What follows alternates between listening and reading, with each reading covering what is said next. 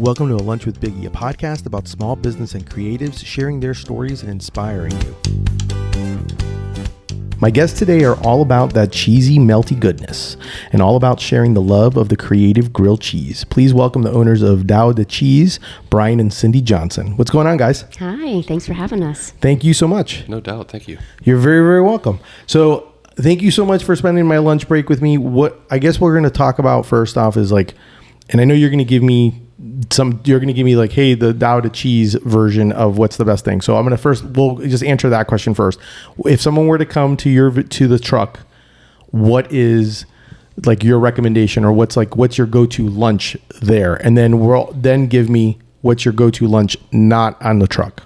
So on the truck, my favorite is the Swisky Whiskey. Okay. So it's Swiss cheese, ground mustard, ham, and bourbon pickles, which are a sweet, spicy pickle. So it's kind of our version of like a Cuban sandwich. Mm-hmm. Off the truck, it is American cheese, tomato, and Miracle Whip on toast. Really? Mm-hmm. Yep. It's one that my mom used to make for me, and it is just like my little comfort. Yeah. Okay. And is it a sandwich, or is it kind of like open like a open face? Yep. Complete sandwich. Okay. Yeah. What about you, Brian? As far as on the truck goes, I would say that our taco MG is probably my favorite. Cheddar cheese, taco seasoning, lettuce, tomato, and then we use Fritos, and it tastes identical to a taco, just meatless taco. It is phenomenal. That's awesome. And then as far as off the truck, my go-to, I eat like a child. Peanut butter and jelly is honestly like, that is my go-to. I'm always been a runner. So it's like one of those perfect foods. It has all the fats, all the carbs, everything you need. And it's so easy to make. Like it takes less than like 3 minutes and boom, you're eating. We're obviously going to talk some sandwich technique and stuff like that, but is it grape jelly, strawberry jam? What are you using? What's the jelly part? If I can, I would prefer a grape jelly. Okay. I prefer grape jelly and like a smooth, creamy peanut butter. But if I'm at a friend's house or an enemy's house, doesn't matter. If I'm in a mood for a PB&J, I'll have a PB&J. But do you want a PB&J right now? I have one. No, I'm good. I'm good. I'll have crunchy. I'll have strawberry. I don't discriminate as far as like the jelly goes. But if I had my druthers, it would definitely be a grape.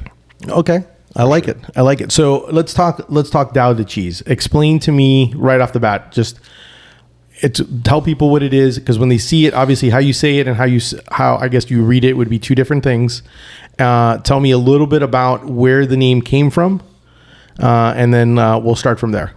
Right on. So Tao Te Cheese, I have always been a fan of religions in general and how they got started, and Tao Te Ching is one that I picked up on, or the Tao.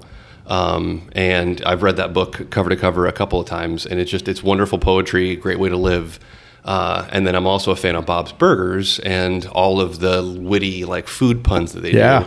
So when we decided to do a grilled cheese food truck, we were thinking of like, what names could possibly, have that kind of like humor to it. And I was like, the Tao Te Cheese, like Tao Te Ching, like Tao Te Cheese kind of does, that'll work. Plus, it's an interesting name that a lot of people don't really know how to say. So typically, that's something that also will get them in the window. How do you say that? Like, what do you guys serve? Because if they don't see the grilled cheese part, they just see cheese, and they're like, what is this? And it's an immediate icebreaker. So I think it was a good name. I like it. I actually did try to do research because I was trying to figure out more about this, and like I know that I guess when I read the word Tao means way, or the way things are. And then the day is the power or virtue. So my idea was that I'm trying to come up with it when I was trying to figure it out was the way of the cheese almost is kind of what it's supposed to be, right? Mm-hmm. Yeah, that's it. Yeah.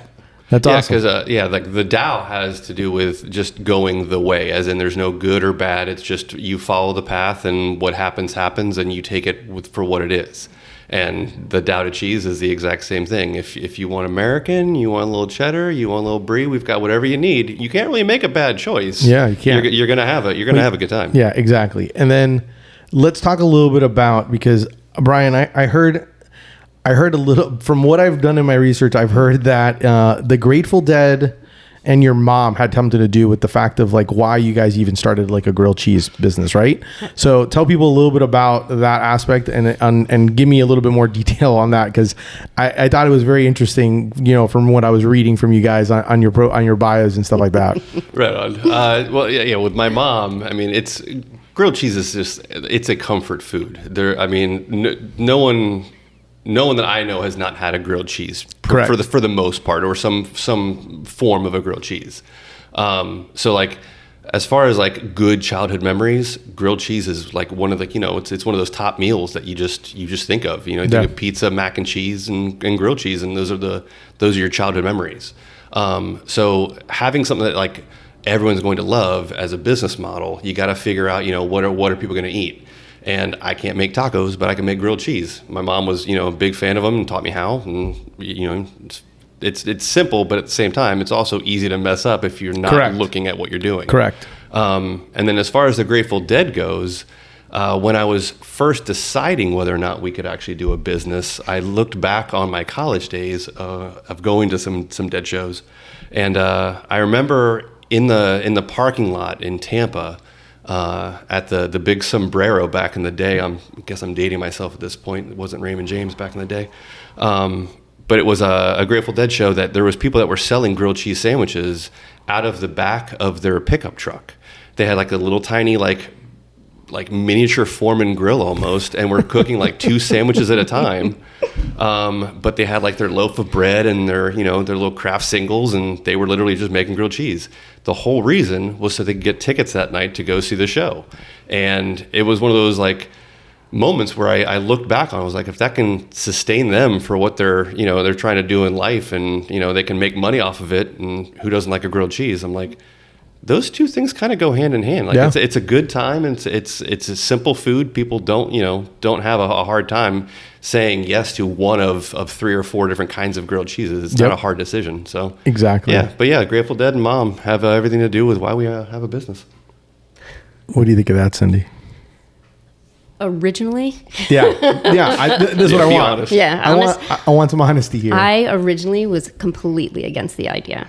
I was like, there is no way we're going to make any kind of money selling grilled cheese.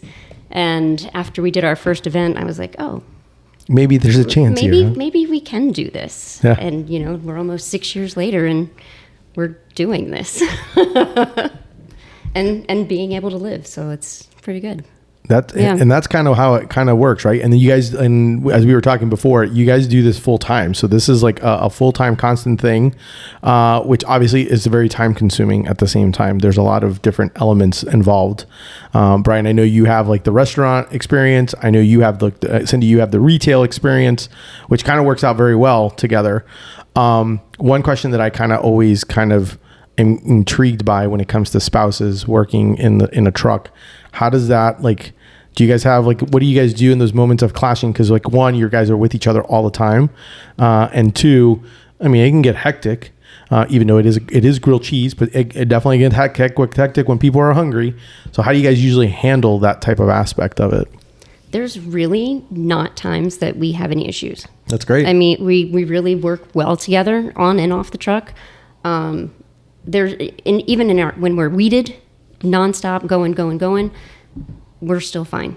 Like there's, and it sounds like such a crock answer, but the truth is, so I mean, the secret is like marry your best friend, folks. That's Heck yeah. That's the key. That's it. Yeah. Because like we are the same people on and off the truck, and so we really tend to keep our emotions at bay because we're in this together. It's not like I'm, you know, a manager and you're the employee and therefore you need to do what I like. We don't have that kind of relationship. Yeah. So it's like we're all in this at the same time together. Let's get through this. And as far as stress goes, it gets busy. It gets hectic. But it's one of those things where because we know each other one has their back, I know, like, if the sandwiches are coming in left and right and she doesn't have but 2 seconds to keep handing out orders, if I've got to take over some extra things in the truck while she's in the weeds and I'm still in the weeds, it's going to happen. But it's just a matter of working together and just doing it. Yeah, it hasn't gotten to the point where I wanted to walk off the truck. That's so good. I think we're good. Like usually, like you see in those food truck shows, and like the Food Network food truck shows. So let's rewind a little bit because you guys have been doing this for 6 years. When you guys started, did you guys start like right off the bat? Like you did not start right off the bat with a truck. How did you guys, or did you guys start? How did it all kind of start for you guys? We had, we were so broke back in the day. We had a hair dryer and an iron, and we would sit in the back of a 7-Eleven and make that would have been amazing. By the way, pressed and use aluminum foil. We just had a lot of dollar store aluminum foil, a true rags to riches story, and literally ironed the grilled cheese. No, we both had come to a point in our professional careers. Cindy had already moved on from her retail gig, and I was toward the end of what I was doing with a barbecue place I was working at. And as soon as we knew we wanted to do what we wanted to do, we quit our jobs and literally started the food truck. And it took almost 4 to 5 months to go through all of the actual paperwork and planning and whatnot. So we were living off of savings for a good 4 or 5 months. I wouldn't recommend it necessarily. Yeah. But it's also one of those things where it's, once you jump in, now you have to swim. There is nobody coming for you. Correct. And I think that's also been one of the secrets is we didn't take time to figure out if we knew what we were doing. We just knew we'd figure it out as we went. So we bought a truck and have always been a food truck. Well, trailer. Yeah. Okay. Now let's talk grilled cheese. There's obviously this is the part I love talking about most. And so I'm kind of curious about a few things. So one, we'll go with homemaking grilled cheese advice. What grilled cheese making advice do you have? Because like you said, it's a simple meal, but I think that a lot of people are impatient. So I'm kind of curious on like, what are some of your like for at home people listening and like, they're like, ooh, man, I'm getting hungry for some grilled cheese and I'm going to make it and they can't come see you. So obviously they want to make it. What would you recommend? Or some tips that you would recommend? Do you want me to fill this one? Well, I want to start. Go ahead. It's my turn. After you. I always say shred the cheese. Don't get the processed cheese. It's already shredded. Don't do the already pre-sliced. Shred the cheese yourself because it's going to have a much better melt ratio. Now you can take over. Well, and not just that, the shredded cheese, if it's pre-shredded, there's usually a chemical that's put on there. So it's to prevent flaking or whatever, but it doesn't taste very good.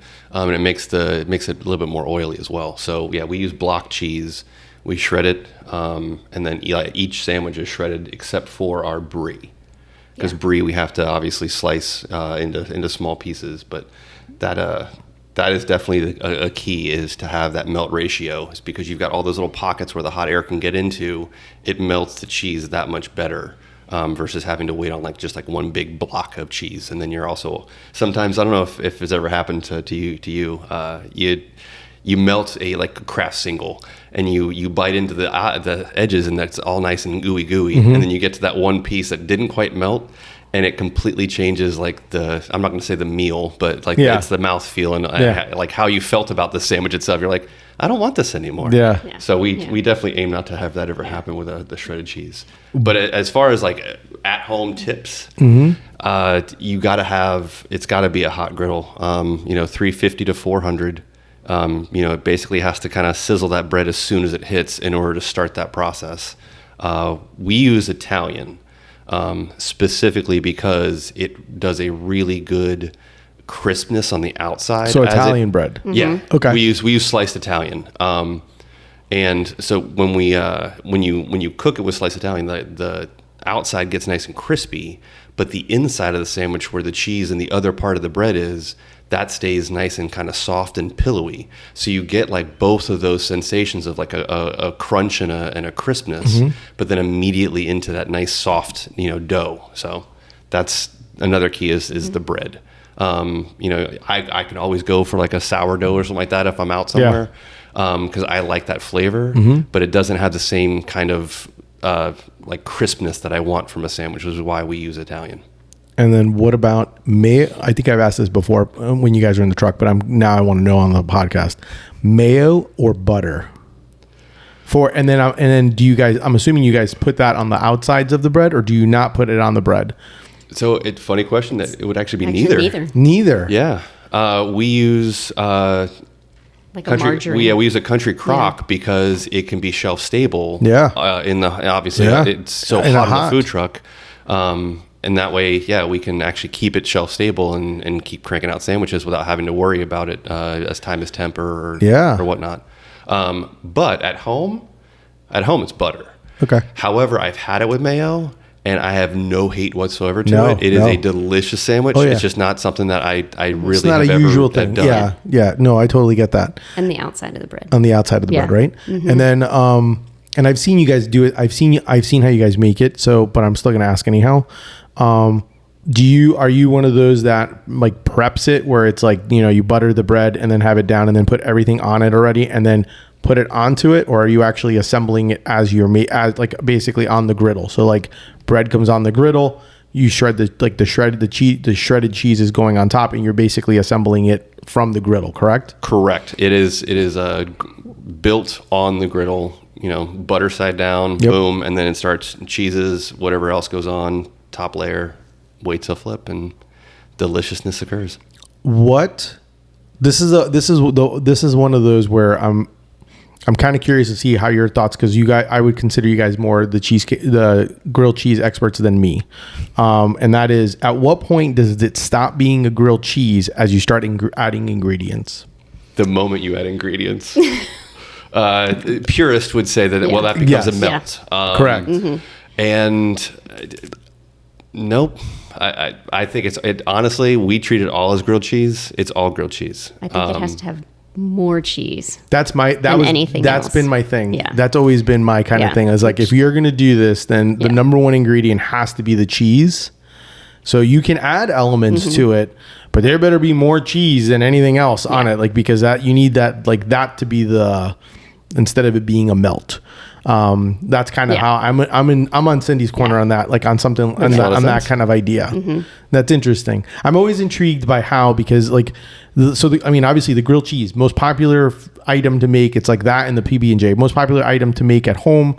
It's probably one of the biggest comfort foods to make. And it's very funny because a lot of people just do not know. Like I've seen it where I've told people, I'm like, look, like, and it's interesting because you go high heat. I sometimes I'll tell people it's like low and slow sometimes. It just kind of depends on it. But obviously I'm doing it at my house and I'm at my leisure. You're doing it as I need to pump out food. I don't have time to let this thing like slowly like do everything that it needs to do. Right. I need it to actually cook. And so it's interesting how everyone's got like their own formula or their own way of making it. I do also, one of my favorite chefs, he used to do mayo and butter on the bread, and which I think is crazy. And I've tried it; it's good. Mm-hmm. I mean, really what you want is you just want that crunchy, that crispiness and that crunchiness on it. Favorite cheese or best cheese and I know you guys have brie. I know you guys have quite a bit of cheese, different cheeses that you use, because the beauty of your menu is that you have almost like you're taking a tour. Like you're like, there's no excuse not to like have something, and you also have soup. So we'll talk about that as well. But do you have a favorite cheese that you guys like that you kind of is like always a consistent winner, or something that you guys kind of like, hey, this melts really well for us? What are some cheeses that melt really well for grilled cheese? I have a favorite combination. Okay. Which is cheddar, Swiss, and Parm. Oh, it's so delicious because you get the sharpness from the cheddar, you get the little bitiness from the Swiss, and you get the saltiness from the Parm. So delicious. Yeah. Is that on the menu? It's sort of on the menu. It's called a fromage. It's not a Cindy? No, because we have 4 cheeses on that one, which is still delicious. Just add mozzarella to it. Okay. Yeah. Oh, that's good. Then you get that extra stretch when you're separating it. What about you, Brian? I would say we do one called the International. It's like also like the quote unquote secret menu. The International is cheddar because it's a Somerset cheddar, and then an American cheese. So a little bit from 2 countries, obviously International. Ha ha ha! Great joke. Thanks, Brian. But that sandwich, because you get like the sharpness of the cheddar and then the creaminess of the American, it's like combining like two childhood memories that weren't, it's like a fever dream and a real dream all together. It's wonderful. Like that's one, I think it's one of my favorites. What is that? And what do you guys call that? That one's called the International. Okay. That's nice. a secret one. You won't see it on You won't see it on the menu. Yeah. Okay. And then what are your thoughts on cream cheese as one of the cheeses on your on a grilled cheese? We haven't done that yet. Really? Yeah. I do a 5 cheese, and that's one of my cheeses. Literally, as you said cream cheese, I was like, oh, we're going here with this question, and I'm going to have to make up a sandwich because that sounds delicious. I have no idea what it'll entail, but I will definitely, we'll have a sandwich with cream cheese for sure. Good. Yeah. I love it. Any way I can inspire. Yeah, that's one of those whenever I do it, I'm like, how much cheese can I put on this? And I was like, without making it like two, different flavors where it works. But the cream cheese obviously is a very easy one to kind of blend when it comes to that. So tell me a little bit about, let's kind of certain things about truck life. Like, what are some things that people don't realize about working in a food truck? I think, a lot of people, obviously they have like their certain expectations, but then they're also like the fact that they're like, well, they still want things fast. They don't like, even though you're cooking it and it's made to order and it's shredded, like give people a little bit of a context or idea of what it is that, you're like, you just don't understand about restaurant life and especially food truck life, or, when you're doing that. I think one of the things is, for summer especially, you don't realize how hot it is on a truck. There's no air conditioning on our truck. There's 4 fans that just circulate the hot air. It can be, 95 degrees outside. It's going to be 120, 125 on the truck. Another thing would be just like, you can't just set up and go. The griddle has to get hot. You have to set your tables up. You have to prep the boats, get everything prepped before you can open. So it's just, you can't just pull up and go. What else? That's the number one. Like when people peek through the back door, nothing else is open on the truck, just the back door as we're getting ready for the half hour, 45 minutes to set up, and they'll people will peek in like, are you guys set up yet? Like, if the window's not open on a food truck, that's usually the sign that we're not open, and people just do. I mean, obviously we're polite about it, but like people just don't understand that. Like, it's not a matter of just pulling up. It's like Dunkin' Donuts. Nobody gets there at 6:00 in the morning, unlocks the door, and like, hey, we've got donuts already made. Like, it takes time. That is definitely the number one, and then obviously speed. We've had some events where, we do an event around Christmas time, and it's a couple hundred people that might be out on the streets.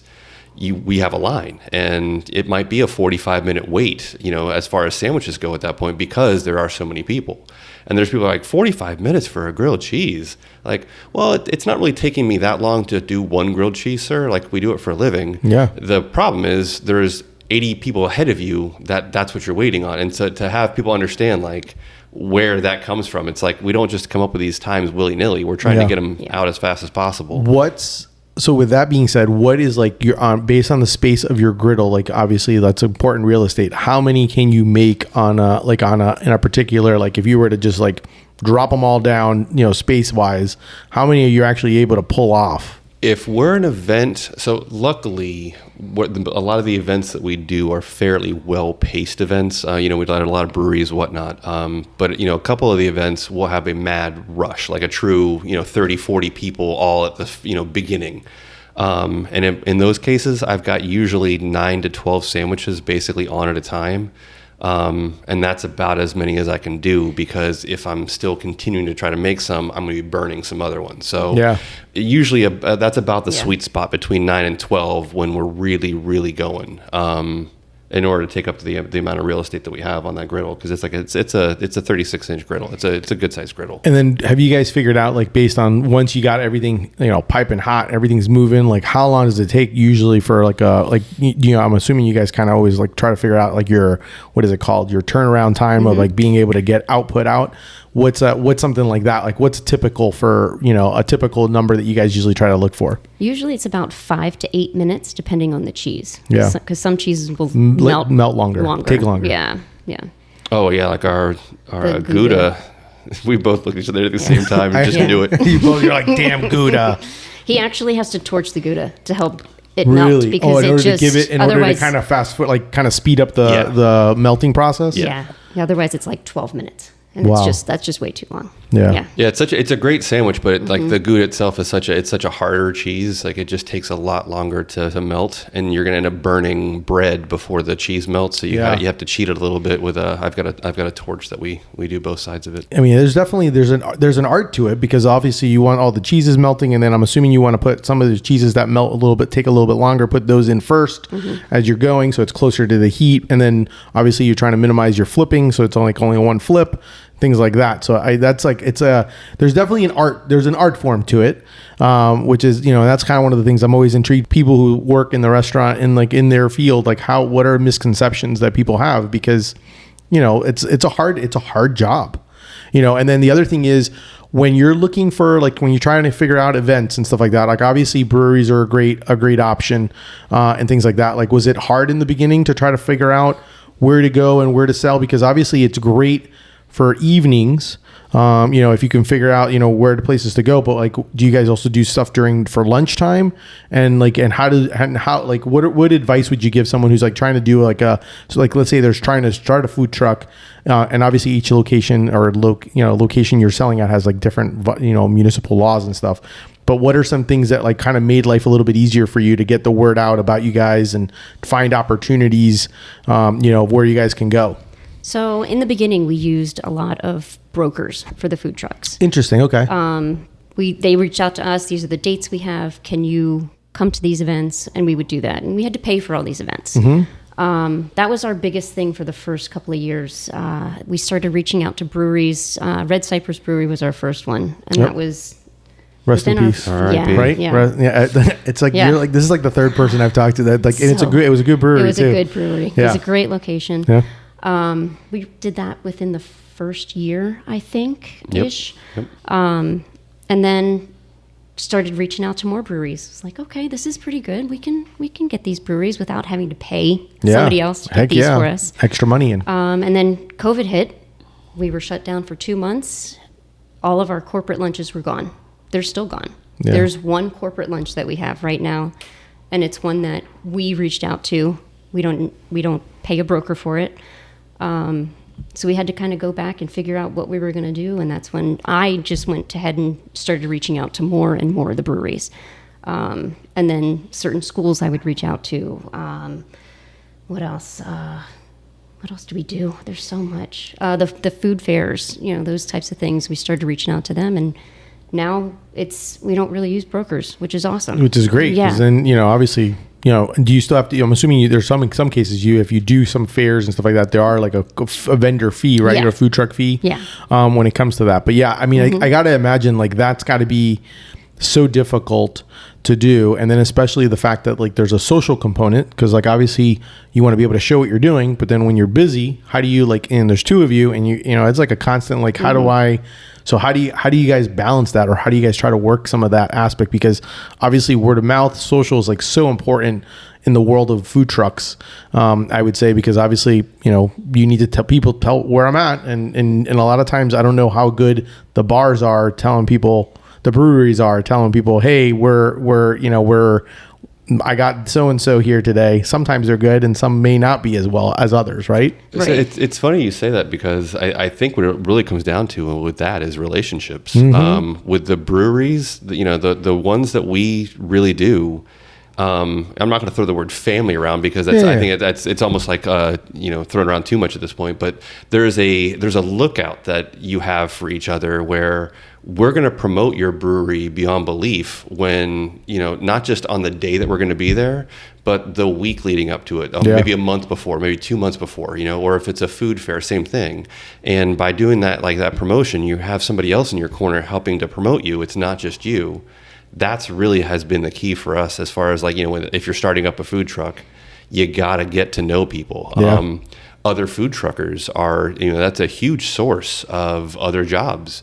And it might be ones that they've done before that they just can't do, or it's ones that they knew that they weren't interested in because it's not quite their cuisine, but you might fit in perfectly. And like, we have a couple of jobs where we still do them yearly. And it was because someone on a lark 4 or 5 years ago said, hey, this person, is looking for a truck. You might want to reach out, and now we have a relationship with them, and we're their food truck whenever they need something. So it's really comes down to just marketing yourself. Yeah. I think something else that really sets us apart for us. I mean, I'm going to say it's Cindy, but it's the truth, and it's because a lot of the places that we go, a lot of the breweries, she'll actually bring the food in.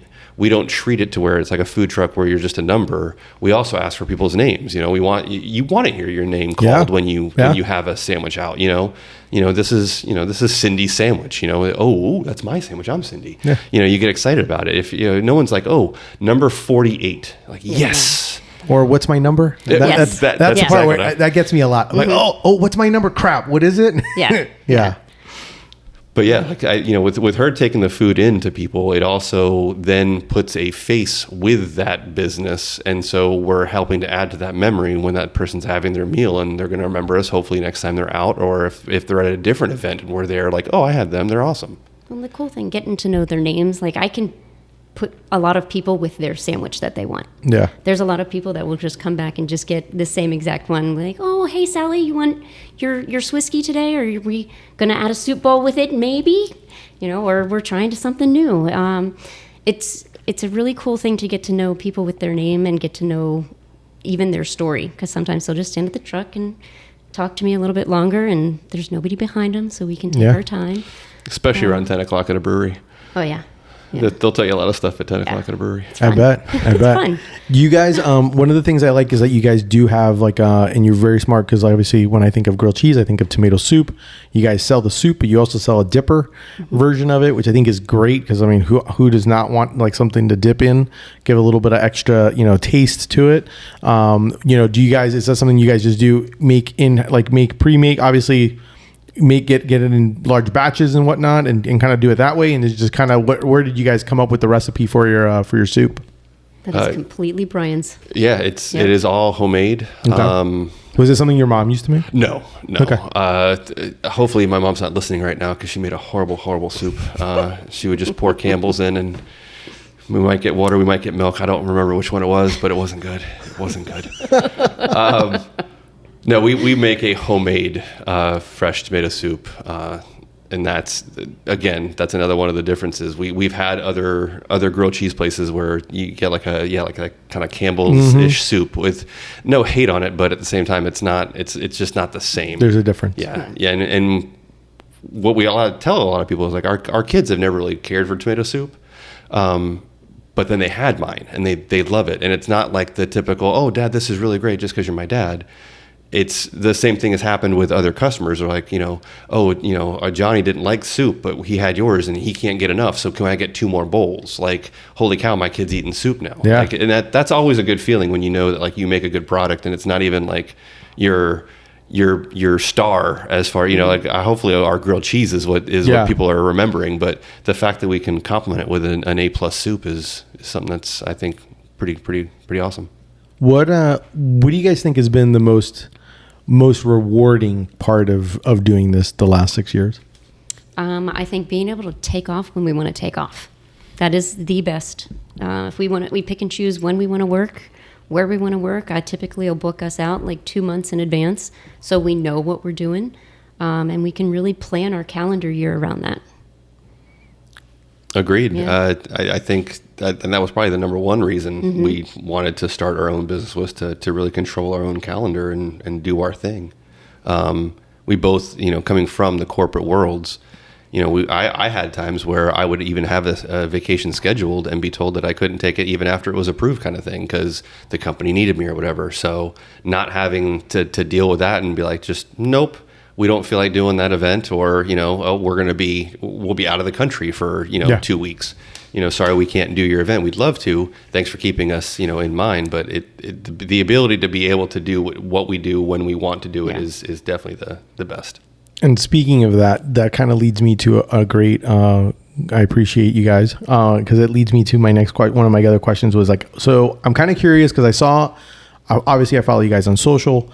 And I noticed that there was, when you mentioned about going and leaving the country and doing different things, I know there's like a side gig that, with cruise ships and Cindy and you, Brian, as well. So I'm kind of curious, like how that came about. Tell people a little bit about what it is, and you can give me. You don't have to you can be as vague as you want or general. But I just I was intrigued by it because they're like themed and all that. But I kind of wanted to get a little bit more information about it. Yeah, so we work for a charter company. It's called Entertainment Cruise Productions, and one of my best friends is the production manager for it. And in 2015, I think it was 2015, he was like, "Hey, I need some help doing some seating in the main theater." It's like, oh, okay. So Brian and I went out. Actually, my parents went out too, and my sister, and we all helped in seating, help people find their seats in the main theater. So just in a regular theater, not on a cruise ship. Oh, on a cruise ship. On a cruise ship. Okay. Yes, this was the Malt Shop cruise. So it was all like 1950s, 60s artists that were on really there. Very, very cool. And every night we would help people find their seats in the theater. And at the end of the cruise, I was like, this is kind of cool. And I think the next year he reached out and was like, hey, do you want to do a couple more with these? I was like, sure, I'll come out. So I picked up a couple jazz cruises that I worked with them. And then we turned that into the 80s cruise, which is our big one. We bring on, tons of 80s artists on there. And that got to the point where we went from just seating people to where I have a team of people under me. Anywhere between 6 and 8 people that we run the events on the cruise ships.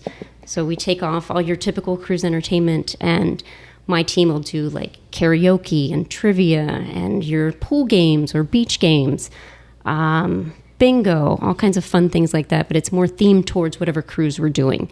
So like you've got the 80s cruise, it's more geared towards music. You have Star Trek the cruise, it's more geared towards, science-based or even any of those series that we have. And then we also have a motorcycle cruise. Yeah, like a rally cruise, right? Is what I saw? Yeah, it's a rally on a cruise ship. And that one's kind of cool because with that one, we're raising money for charities on there. So it's really a great time on that one. So yeah, we're now 8 years into doing this. We went from me working 1 and now we're up to 3 cruises. I go and work a lot of the bike rallies too. Sturgis, the big one in Arizona or in South Dakota. Yeah. Couple in Daytona, Bike Week, Biketoberfest. So yeah, when we do those, when we shut the truck down and get to go work with them for a couple months. It's kind of and it's kind of a nice little break then. And also kind of gives you, I'm assuming you're not working the whole time while you're on the cruise ship, so you're able to enjoy the cruise to a degree. Yeah. When we're in port, we get to get off the ship and enjoy the port for a certain amount of time, and then we've got to get back on and prep and do stuff. Exactly. Yeah. How does that work? Because obviously you're on, it's not just like it's you're on major cruise lines doing these. So like, do you have so they actually still have their entertainment section, like their own cruise director on there, or are you literally like the cruise director on when it comes to these weeks of, a week-long cruise? Yeah, we pretty much, Entertainment Cruise Productions purchases the whole ship. Wow. So we charter the whole ship. All of the regular entertainment staff basically has the weeks off when we're on. They must love that. Yeah. So they get to come out to the events. They get to, go to the shows and all the meet and greets and stuff. What's been, that is like it's so cool. I was like looking at, when I saw that, I was like, what the heck? Because I saw the first one, it was like a Star Trek one was the first one. And then I saw your 80s one. And then I was like, what are you doing? And then I remember I even DMing you going, what are you guys doing? What is this? Yeah, she has the fun job. She gets to go around and do all the events. I just have to take people from their dresser, from their rooms to the stages. You have fun. But you get to meet celebrities then and meet certain people like that. But yeah, that is literally all I do on the cruises. I take people from their staterooms and I take them the back ways and through the bowels of the ship where the rest of the crew is, and where guests can't go, and get them to their events. And then you make sure that nobody's bothering them too much, and you're like the handler. You're like basically a handler for them, pretty much. People think it's like security, but our guests are so well maintained, and they're such good people that we don't really have to worry about that. But yeah, it's a fun gig. Do you guys do it where it's like, is it all? And this is my last question on it, but is it like, where, since there's 3 different versions of it, is it one of those where like it happens like boom, boom, boom? Or is it one of those where it's like this one happens and then in a few months, the next one happens. And then in a few months, the next one happens. It's like every quarter or something like that. It's more like boom, boom, bip. Because we do 2 back-to-back with That's what I thought. Star Trek and 80s. Yep. And then those are usually in the beginning of the year. They might be like late January, February, even into March. And then the High Seas rally is always in October.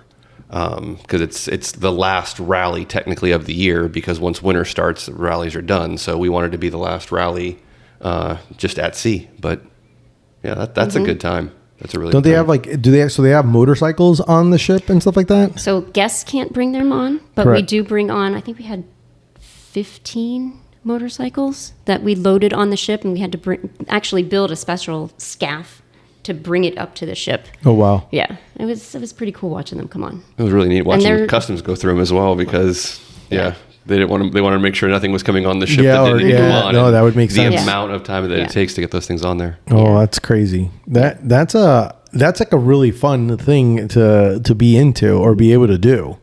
To do that. That's awesome. I was super interested. I had to ask about it. And it's one of the reasons that we do the grilled cheese truck the way we do it, is because we also like to have the time to do these cruises. And I mean, hopefully the cruise company that we're working with, they're hoping to add more as we go in these next couple of years. So we'll hopefully have even more and more cruises. It's just a matter of shutting the cheese truck down, which is unfortunate, but at the same time, it's that's kind of like what our lifestyle is about, is just having those good times, and we get paid either way, whether we're making grilled cheese or out on a cruise. Yeah, it's still great. Yeah. It'd be different if you weren't, but if the fact that you're working and you're still having fun with doing it, that's awesome. We pinch ourselves constantly. Like we're in Curacao having coffee. What is our life about right now? Like this is fantastic. Oh, and I get to take more stay in the time to the stage tonight. Yeah. Cool. Let's do that. It's a lot of fun. That's awesome. What is with that being asked, what is your why?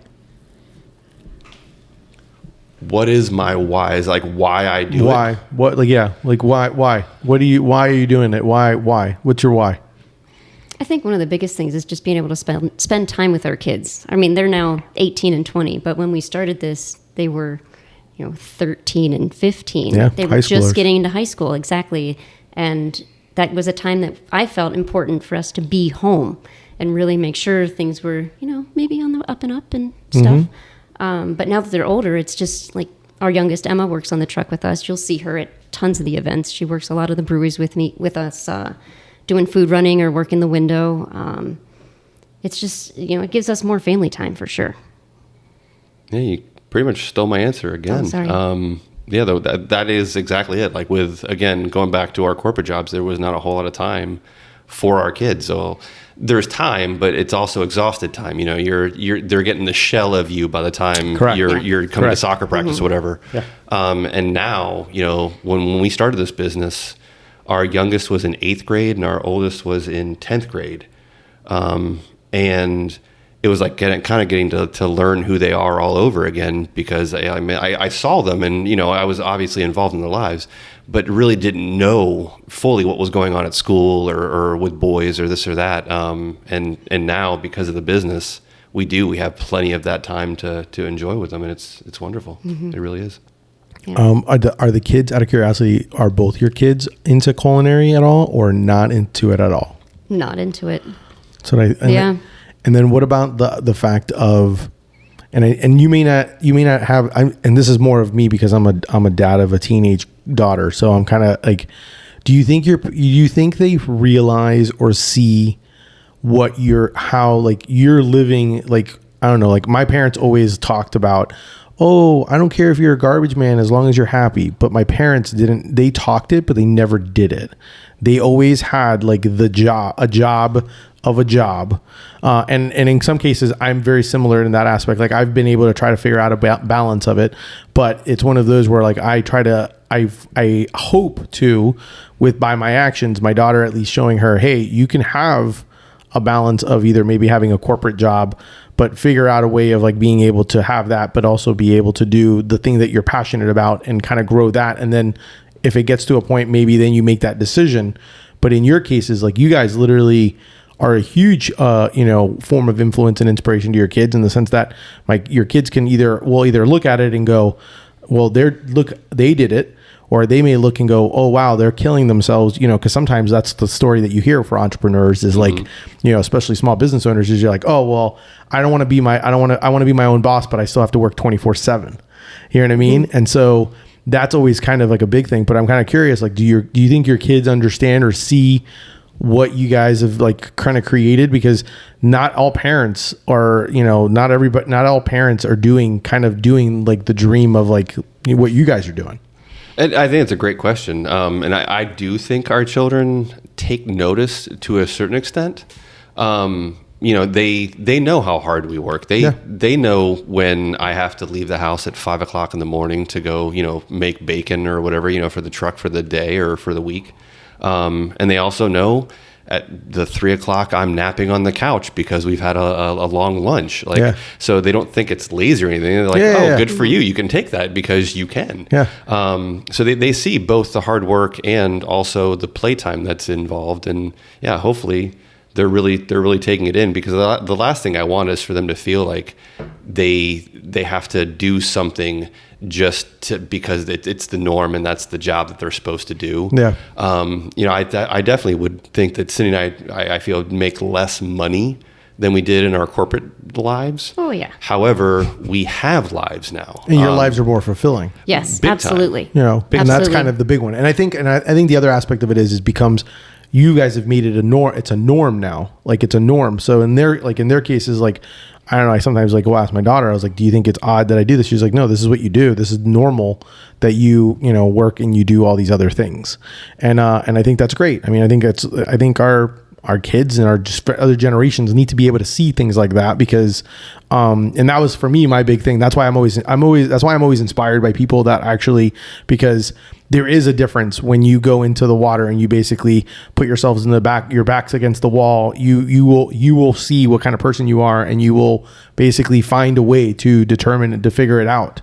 And I think that's kind of like I think that's very inspiring to be able to see. So I definitely appreciate, and I admire what you guys kind of do. And that's kind of one of the things why I love about being able to do this, to be able to have these conversations. Cause I don't know, you just don't, it's like, there's a special type of person that kind of does it. Some people talk it, and then some don't. They don't, but they never do anything about it. Mm-hmm. So that's kind of one of those things. What advice would you give? Speaking of that, what advice would you give someone if they were wanting to start something? You seem dumbfounded by that one. Yeah. The number one thing, for one, believe in yourself. Like anyone can do it. If I can, start a business, if Cindy can start a business, anybody can. But also, it's not going to happen overnight. Those overnight successes. I don't know how many times I've heard it. Like they are not true. You see the smallest amount of time that person put into what they're trying to do by the time they make it. And I don't even think that we've made it at this point. I think we're just living our lives, but you have to keep moving forward, knowing that you're going for the greater good. It's what really has kept us afloat. Those first couple of months when we're paying for brokerages and whatnot for gigs that might have gotten us $100 for the day, like, oh my gosh, did we make the right decision? Time will tell. And you also have to have a pullout game, as far as if it's 6 months in and you've only got this much left of collateral that you have, or cash wise, you have to be able to tell yourself it's time. I have to get off the table, because I've definitely seen people that bit off more than they can chew. They got a bigger truck than they needed right off the get-go because they wanted something flashy. They thought they had an idea of the area that they could move in, and it didn't work out, and they lost $100,000 on the truck alone, not including anything else for the business. That's just the actual truck. Yeah. And we try to definitely live within our means. We bought a trailer specifically because if the truck broke down, and we had a Ford Escape when we first started, and that's what we towed the trailer around with, and we lost a transmission because of it, but it worked for us while we needed it. And then when that went, we were able to get the F-150, but it's because we took the time to allow the business to slowly make money and put money into coffers and reinvest in ourselves. But it's the time that it takes. You can't just figure you're going to be overnight success because you had a great product or some, Aunt Cindy likes your salad. It's got to be something that, you're going to be able to weather the hard times, because there will be hard times. And yeah, the more you're prepared for that, the better you are. That is definitely my advice, period, for business. Yeah. And have a good passion for it. Don't think you have something and then it just fails. Yeah. You've got to really want to do this every day. I still get excited when I flip a sandwich the right way and the bread looks perfect. I'm like, oh, Cindy, look how Take a golden picture. that is. Yes. I'm like, seriously. Oh, yes. Take a picture. I'm like, I've been doing this for get how a many video years of that now? cheese Still, melt. yeah, it's just bread, but it's glorious. I love it. What do you get? I got a curiosity because I know you guys have from one of the things I'm enjoyed is the fact that you guys spend quality time together. What is something that you guys do for fun when you're not on the truck or on a cruise ship? We are big Disney fans. Okay. We like to go to Disney Springs and just tool around to some of the hotels that are around there, and Be it like a tourist? yeah, be a tourist. Let the here. record show we are not Disney adults, though. No, we're not. There's a We're difference. not Disney adult. Is there? Yeah. We are not big fans of like the merch and all that jazz and that. It's more of the experience of actually going to the parks and the movies themselves. Like that to me is what Disney is about.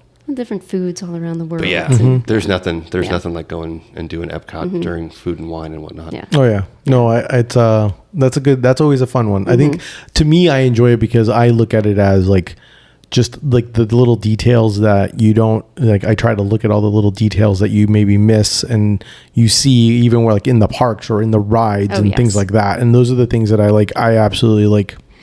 I just love because I'm all about that like idea of the branding and everything of how they do it and how they make it work. And yeah, it's pretty amazing. So that's awesome. I think that's definitely a good one. Where can people follow you and enjoy your grilled cheese delights? We are on social media for TikTok, Facebook, and Instagram, and then we have an occasional Twitter. But I don't think I've tweeted out since 2018. So yeah, check to see who might have won the 2020 election from my Twitter page. I don't. That's our social. Yeah. And your social. I'm answering, but I don't do any of the social. But just be clear, because it sounds like Tao Te Cheese, but it's TAOTE cheese. Yes. And I think there's some underscores there. I believe. Possibly. And don't worry about it because it'll be in the show notes and they'll be tagged on the social, on the Instagram and all that stuff. So you'll be able to see all of that stuff and be able to do that. Brian and Cindy, thank you so much for being on. I really do appreciate it. It was a great conversation. I've always had great conversations with you guys when we get to see each other. So like the fact that I got to actually sit down, a lot of times this is one of the reasons why I love doing this, is because I get to actually have like a quick moment rather than, hey, how's it going? How do you guys, oh, this and that. And then you guys are busy and then I don't get to talk at all. So I definitely appreciate it. That's our show for today. Thank you so much to Brian and Cindy of Tao Te Cheese for being on and having lunch with me. Definitely make sure to check them out online. If you're definitely there, I would definitely want to see some cheese pull pictures. I want to see some sandwich selfies, all that goodness. If you enjoyed the show, definitely make sure to subscribe and tell your friends.